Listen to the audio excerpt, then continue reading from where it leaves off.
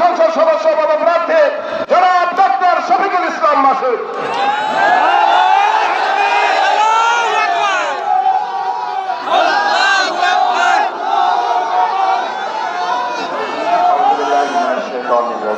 বিসমিল্লাহির রহমানির রহিম। قل لكم ميعاد يوم لا تستأخرون عنه ساعة ولا يستقدمون صدق الله العظيم।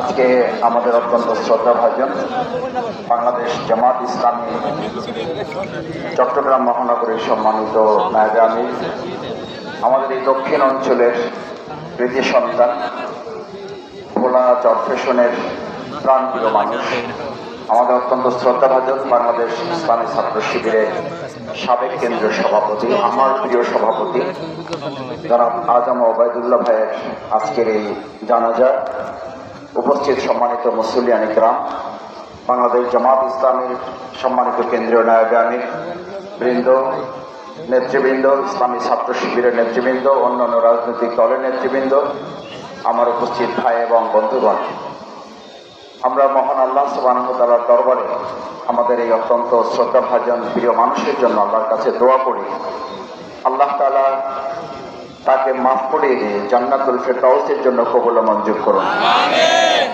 আল্লাহ তাআলার কাছে দোয়া করি আল্লাহ তাআলা তার রেখে যাওয়া ইলম এবং তার পরিবার এবং তার কর্মকাণ্ড সমস্ত কিছুকে কিয়ামত পর্যন্ত তার আমলগুলোকে সাদাকায়ে জারিয়া হিসেবে কবুল ও মঞ্জুর করুন।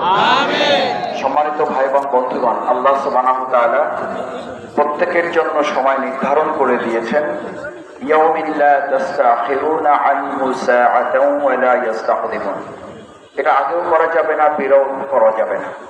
সুতরাং জানাজা হচ্ছে এই যে আমাদের প্রত্যেকের এখান থেকে প্রস্তুতি নেওয়া, জীবন যেন পরকালমুখী হয়, মৃত্যুমুখী হয়।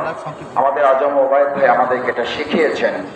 তার মৃত্যুর জন্য আমরা তো কেউ প্রস্তুত ছিলাম না, আমরা আজকে জানাজার জন্য কেউ প্রস্তুত ছিলাম না, কালকে তার মৃত্যুর খবরের জন্য আমরা কেউ প্রস্তুত ছিলাম না।